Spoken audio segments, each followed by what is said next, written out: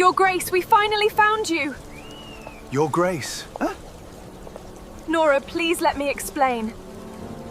Reeking of wet wool and saddle leather, rather than the cheap lavender water favored by the local parish boys, he was an anomaly. He had spent 3 consecutive Sundays walking beside Nora in absolute silence, effortlessly matching her hurried, mud-splattered stride. Assuming he was simply a lonely groom, she was entirely unprepared for the arrival of the gold-crested carriage that finally shattered their quiet routine. St. Jude's bells always left a dull, throbbing ache at the base of Nora's skull. It was a brassy, unforgiving sound, much like the vicar's sermons on charity, delivered to a congregation of people who couldn't afford a second lump of coal. She pushed through the heavy oak doors, the damp November air hitting her face like a wet towel. Her lungs seized for a fraction of a second, adjusting to the bite of the London fog. It tasted of sulfur and roasted nuts, a gritty film that settled on the tongue.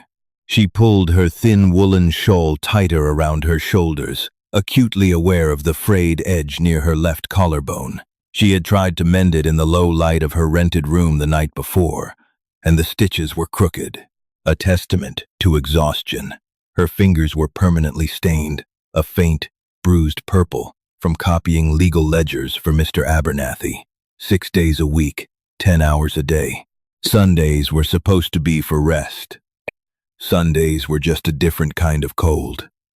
But the churchyard was a chaotic swirl of stiff petticoats, forced smiles, and the hollow clatter of wooden-soled boots on uneven cobblestones. She didn't linger. She never did. There was a 2-mile walk between St. Jude's and the cramped, drafty room she leased above a cooper's shop. 2 miles of dodging slop, avoiding eye contact with the desperate, and pretending her boots weren't wearing dangerously thin at the heel. She cleared the iron gates and set her pace, fast, head down. You looked as though you were contemplating setting fire to the pulpit. The voice came from her right. It wasn't a loud voice, but it had a low, resonant gravel to it that cut straight through the clamor of the street. She didn't break her stride, merely turned her head. He had fallen into step beside her. She recognized him vaguely from the back pews. A large man, wrapped in a heavy dark coat that had seen better days, though the broadness of his shoulders made it look imposing rather than pathetic. His hat was pulled low, shielding his face from the drizzle that had just begun to spit from the gray sky. "The pulpit is mahogany," Nora said, her voice raspy from a morning of enforced silence. It wouldn't catch easily in this damp. He let out a short, puffing exhale that might have been a laugh. He didn't offer a name. She didn't ask. They just kept walking. It was entirely improper, of course. A young, unmarried woman, walking unaccompanied, with a strange man, through the sprawling labyrinth of the city. But propriety was a luxury for women who rode in enclosed cabs and had meat on their tables every night. Nora had a half loaf of stale bread waiting for her, and her feet were freezing. If this hulking stranger decided to rob her, he'd find nothing but 2 copper pennies and a handkerchief that desperately needed boiling. They walked for 20 minutes in absolute silence. It wasn't the heavy, pregnant silence of a cheap penny dreadful. It was just quiet. The sound of their boots, her sharp, irregular clicks over the cobblestones, his heavy, rhythmic thuds. He walked with a slight stiffness in his left knee, hardly a limp, but a hesitation before bearing his full weight. The drizzle turned into a steady, freezing rain. She cursed under her breath, dipping her chin to keep the water from running down her neck. Suddenly, the rain stopped hitting her. She looked up. He had shifted closer, not touching her, but moving his broad frame just enough to block the worst of the wind, angling a wide, black canvas umbrella over her head. She hadn't even noticed he was carrying one. "I don't have anything to give you," she said sharply. It was a reflex. In this part of the city, kindness always came with an invoice. He looked down at her. His eyes were the color of the Thames, on a cloudy day, a muted, unreadable gray.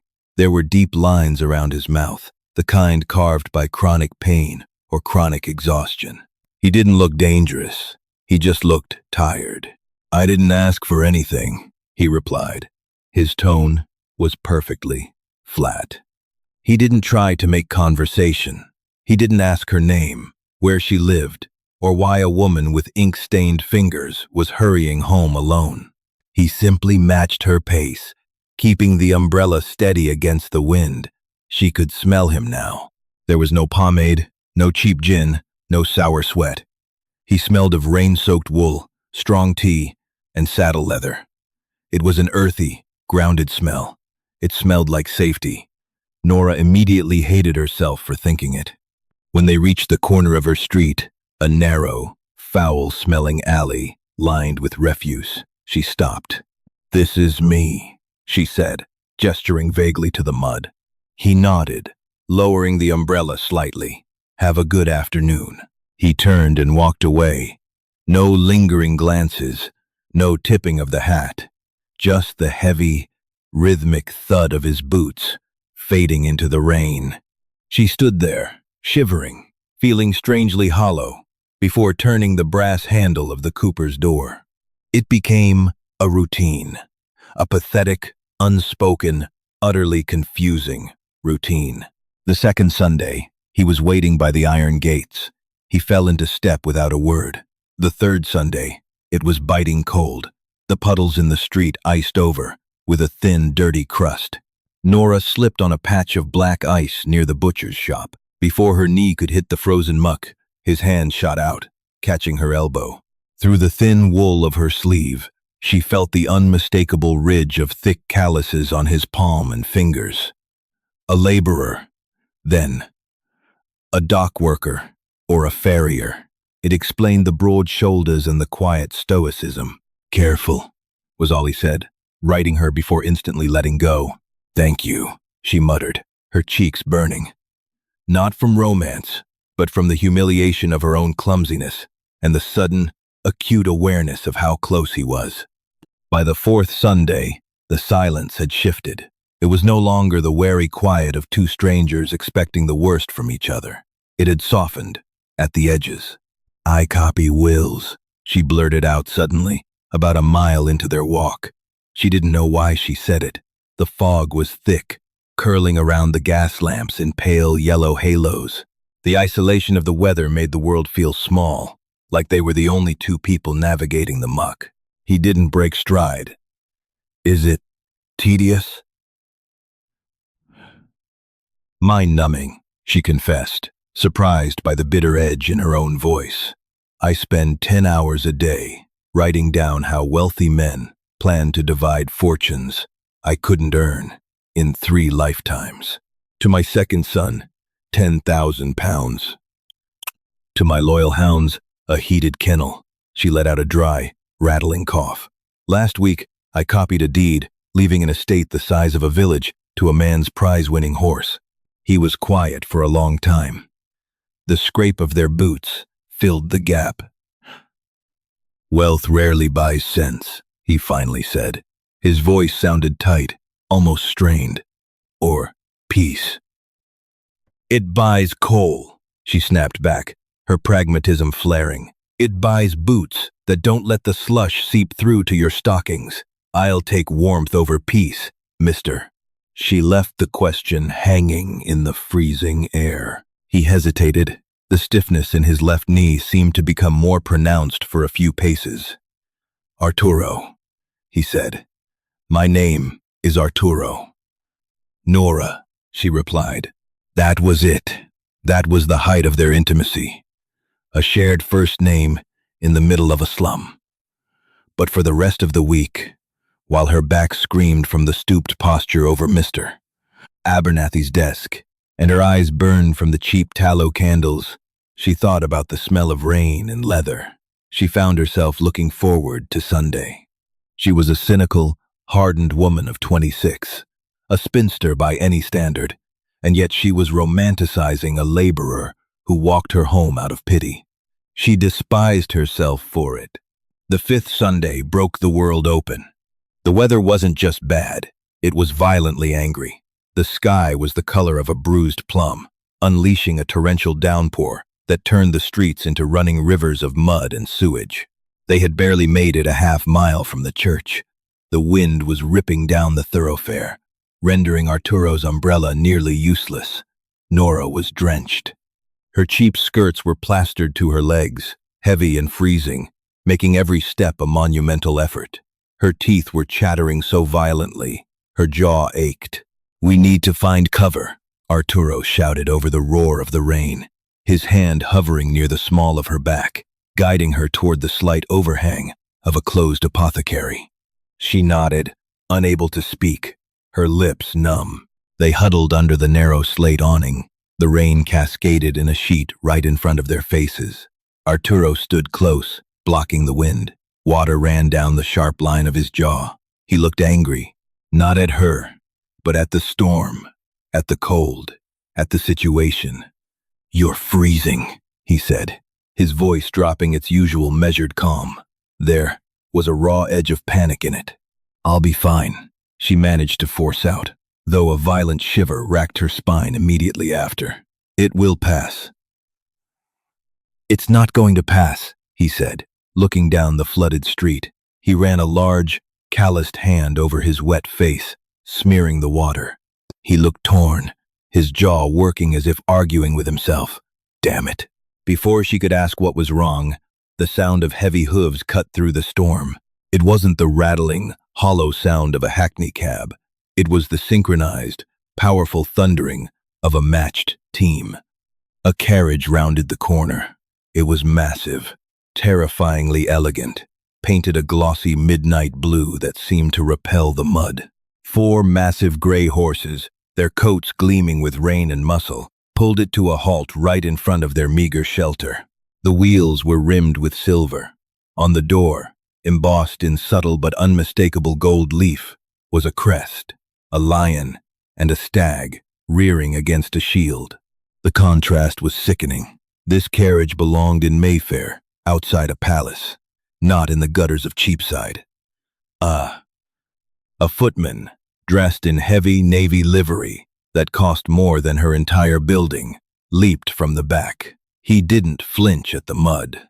He splashed directly into it, wrenching open the carriage door and unfurling a set of velvet-carpeted steps. He bowed perfectly, his eyes fixed firmly on the ground.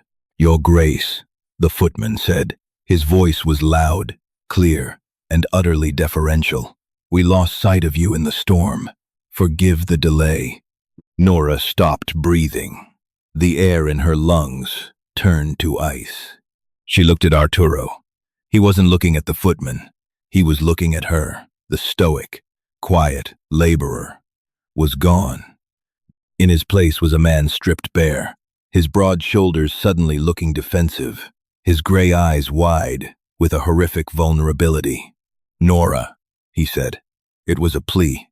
She stepped back. Her shoulder hit the cold, damp glass of the apothecary window. "Your Grace?" The words tasted like ash in her mouth. She looked from him to the velvet interior of the carriage. It was lined in deep red silk. There were brass foot warmers and thick wool blankets. It smelled faintly of expensive cedar. "Let me take you home," he said, taking a step toward her. He didn't command. He begged. "Please, you're freezing. Get in." Her mind raced, slamming against the confines of her reality. "To my second son, 10,000 pounds. The calluses on his hands weren't from labor. They were from the reins of a 4-in-hand and fencing foils. The heavy, dark coat wasn't worn because he couldn't afford better. It was worn as a disguise, a costume. She was a zoo animal he had found amusing to walk beside, a bit of gritty London texture for a bored aristocrat. "You lied," she whispered. The betrayal didn't feel dramatic. It felt like a heavy, cold stone dropping into her stomach. "I never lied," he said, his voice desperate. "I never told you I was anyone else. You let me believe." She looked down at her boots. The left one had finally split at the seam. Mud was seeping into her stocking. Then she looked at his boots. They were mud-splattered, yes, but the leather was flawless, custom molded to his calves. How had she been so blind? Nora, please. The rain. Don't touch me, she snapped, her voice finally finding its cynical, hardened edge. She recoiled as he reached out. The illusion of the quiet, shared struggle shattered perfectly. He wasn't sharing her misery. He was visiting it. He had a velvet-lined escape hatch waiting in the wings. I prefer the cold, Your Grace, she said, her voice shaking with an anger so profound it burned away the chill. It's honest. Without looking back, she stepped out from under the awning, plunging directly into the freezing downpour, leaving the Duke and his carriage behind. The walk home was a blur of gray slush and blinding agony. Pride is a hollow furnace. It burns hot for a few minutes, squaring the shoulders and fueling the stride, but it offers absolutely no warmth against a November gale. By the time Nora reached the Cooper's shop, her fingers were numb, hooked rigidly into claws around her sodden shawl. Her lungs rattled with every intake of air, a wet, heavy sound that frightened her more than the darkness of the stairwell. Mrs. Higgins, her landlady, poked her head out from the first-floor landing as she dragged herself up the uneven wooden steps. She smelled of boiled cabbage and cheap gin. Look like a drowned rat, you do, she observed flatly, taking a drag from a clay pipe. Rent's due Tuesday, Nora. Sickness don't pay the toll. I know, she rasped. The words tore at her throat. Tuesday. She reached her room, shut the thin pine door, and leaned against it. The silence of the cramped space usually felt like a sanctuary after the scratching of quills at Abernathy's office. Tonight, it felt like a tomb. She peeled off her ruined boots. Her left foot was blue at the toes, the stocking shredded. She didn't bother lighting the single tallow candle. She stripped off the heavy, wet wool of her skirts, shivering so violently her teeth clicked together, and crawled under the scratchy horsehair blanket on her cot. She closed her eyes. Instantly, the dark blue panels of that carriage flashed behind her eyelids. The crest, the gold leaf, the desperate, naked look in his gray eyes. Arturo. No, not Arturo. His Grace. She cursed him into the damp pillow. She cursed his perfect, custom-molded boots and his velvet interior. Mostly, she cursed herself for missing the smell of wet wool and saddle leather that had somehow become her only anchor in this miserable city. She had convinced herself they were two beasts of burden pulling the same cart. Instead, he owned the cart, the road, and the entire bloody town. The fever hit her sometime before dawn. It was a suffocating, terrifying heat. She kicked the blankets off, gasping for air in the freezing room, her skin slick with a cold sweat that smelled of copper and fear. Then the chills returned, a deep, bone-rattling cold that made her joints ache. For 3 days she didn't leave the bed. The gray light filtering through the grime-caked window offered no clues to the hour. She dreamt of mahogany pulpits catching fire. She dreamt of a broad-shouldered man standing in the rain, holding a black canvas umbrella over a pile of gold coins, completely ignoring her as she drowned in the mud at his feet. On the 4th day, the fever broke, leaving behind a profound, hollow weakness. She stared at her hands. The purple ink stains on her fingers were fading.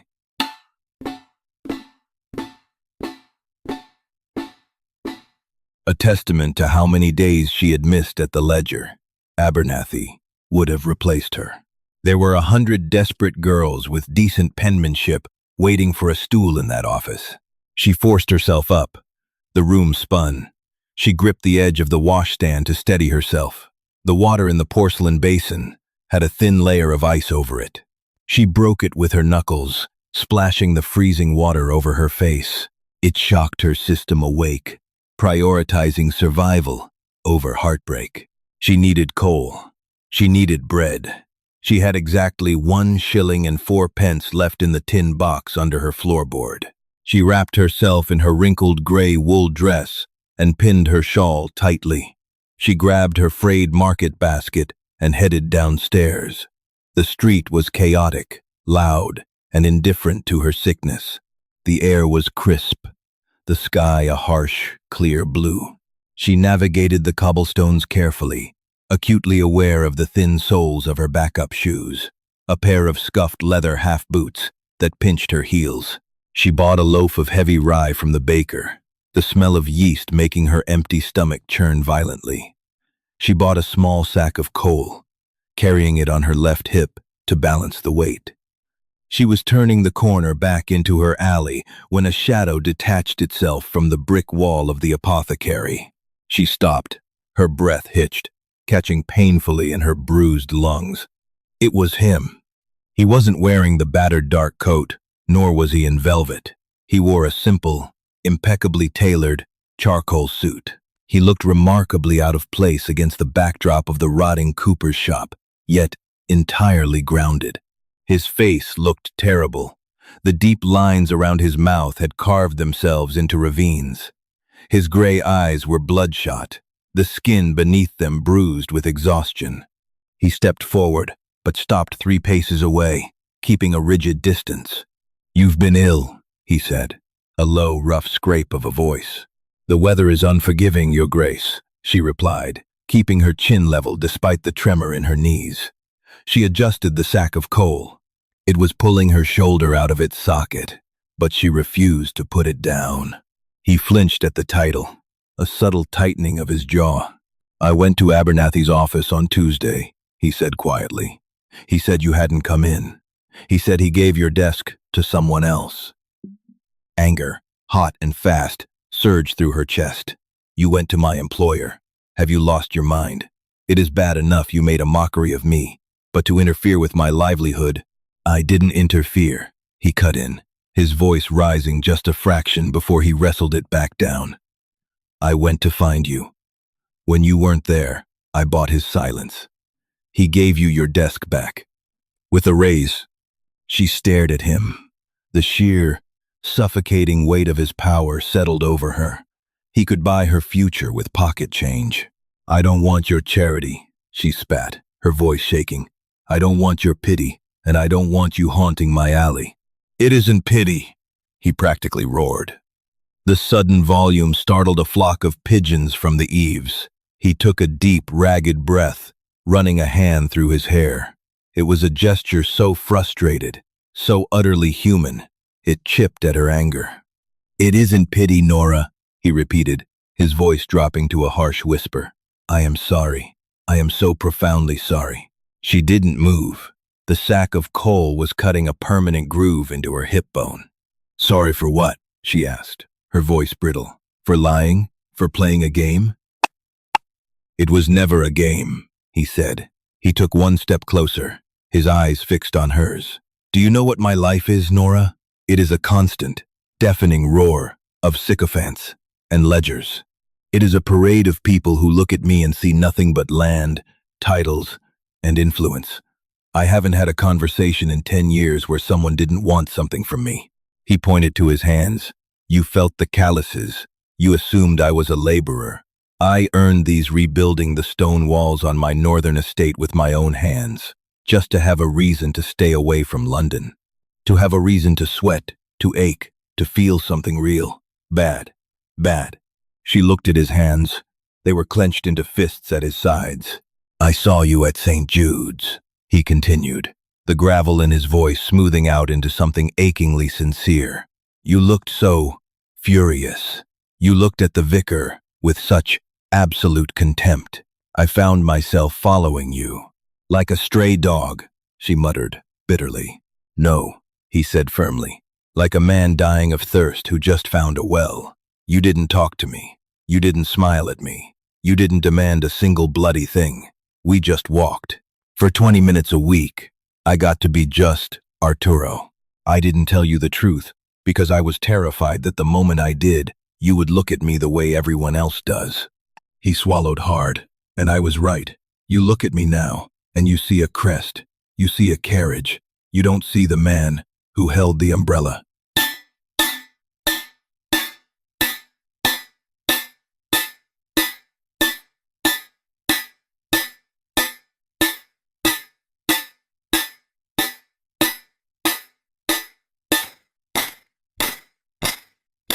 Lorella.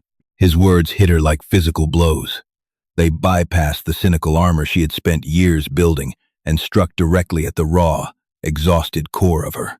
She looked at him, really looked at him. She saw the exhaustion. She saw the desperate, humiliating vulnerability of a man who owned half of England, standing in a sewage-lined alley, begging for the time of day from an ink-stained spinster.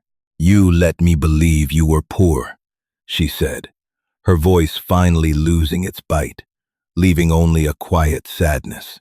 "You let me share my misery with you, thinking it was a mutual burden. That is a theft, Arturo. You stole my trust." "I know," he said. He didn't try to defend it further. He just stood there and took the accusation. It was selfish. I was selfish. Her grip on the coal sack slipped. She staggered slightly as the weight shifted. Before she could correct her balance, he crossed the distance between them. He didn't ask for permission. He reached out and took the heavy sack from her hip, lifting it effortlessly. His hand brushed against her waist as he did it. The warmth radiating from him was a sudden, violent contrast to the freezing wind. She tensed, preparing to pull away, to snap at him again. But the sheer relief of the weight being gone from her aching body betrayed her. Her shoulders slumped. "I can carry it," she lied. "I know you can," he said softly, holding the sack by his side. "You've carried everything yourself for a long time. But you are trembling, Nora." He looked down at her, scuffed, inadequate boots. He looked at the frayed hem of her dress. He didn't look at them with disgust or even pity. He looked at them as facts. "I cannot change who I am," he said, his eyes coming back to her face. "I cannot unpaint the carriage, but I can leave it behind. I walked here today, all the way from Mayfair. Took me 2 hours in this muck." A tiny, involuntary huff of amusement escaped her lips. She clamped a hand over her mouth, horrified. Arturo's eyes widened slightly, and a slow, cautious relief softened the harsh lines of his face. The faintest ghost of a smile touched the corners of his mouth. "It ruined a perfectly good pair of trousers," he added quietly. "You have 50 more pairs, I'm sure," she replied, dropping her hand, her voice dry. 48, actually." They stood there in the alley. The wind howled down the street, rattling the wooden sign of the cooper's shop above their heads. The smell of damp brick, coal dust, and roasted nuts filled the air. Beneath it all, faint but unmistakable, was the scent of wool and saddle leather. "I am not a charity case," she said, folding her arms across her chest. "I will not be a project for your conscience. If I go back to Abernathy's, I earn my own wage, no interference." "Understood," he said quickly. "And I don't ride in carriages," she added, lifting her chin. "They make me sick." Arturo nodded slowly. His gray eyes were unreadable again, save for a small, intensely focused light in the center. "No carriages. I walk," she told him, holding his gaze. "I know," he said. He shifted the sack of coal to his other arm, leaving his right hand free. He didn't reach for her. He simply offered the space beside him. "May I walk with you?" She looked at the space. She looked at the man. He was flawed. He was privileged. He had lied by omission, and he had infuriated her. But as she stood shivering in the biting November cold, she realized he was also the only person who had ever bothered to hold an umbrella over her head when the storm broke. She stepped forward, moving into the space beside him. They didn't touch. They didn't need to. The quiet fell over them again. But this time, it wasn't the heavy silence of strangers, nor the fractured silence of betrayal. It was the simple, rhythmic quiet of 2 pairs of boots, stepping over the cobblestones together. "The stairs are steep," she warned him, turning toward the cooper's door. "I've climbed worse," Arturo replied, his heavy tread matching her exhausted, imperfect stride. "Lead the way." Sometimes, the truest romance isn't found in a velvet-lined carriage, but in the quiet act of carrying a sack of coal up a dark, freezing stairwell.